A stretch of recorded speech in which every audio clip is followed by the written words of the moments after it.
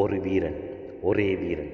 வல்வெட்டித்துறையில் பிறந்தவன், 10ஆம் வகுப்பு மாணவன், 18வது வயதில் தலைவன், 30 வருட ஆதிக்கம், தனி மனிதன் போராட்டம். வேலுப்பிள்ளை பிரபாகரன். இவன் ஒரு தனி மனித இராணுவம். இயற்கை எனது நண்பன், வாழ்க்கை எனது தத்துவாசிரியன், வரலாறு எனது வழிகாட்டிய இது அவன் கூறிய கூற்று. நாட்டுக்காக போராடியவன் அல்ல, ஜாதிக்காக போராடியவன் அல்ல, தமிழனுக்காய் போராடியவன், ஈழத் தமிழனுக்காய் குரல் கொடுத்தவன்.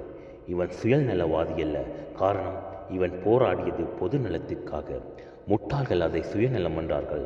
இவன் சீர்திருத்தவாதி அல்ல, ஆனால் இவனால் எல்லாம் சீராக்கப்பட்டது. இவன் தீவிரவாதி அல்ல, போராளி. இவன் பயங்கரவாதியும் அல்ல, இருந்தும் சிங்களம் இவனைக் கண்டு பயந்தது. உலக சரித்திரத்தில் இவன் பெயர் எழுதப்படவில்லை, இவன் பெயரில் தான் பல சரித்திரங்கள் எழுதப்பட்டது. நாளை மாவீரர் நாள். இன்று ஒரு மாவீரனின் பிறந்த நாள்.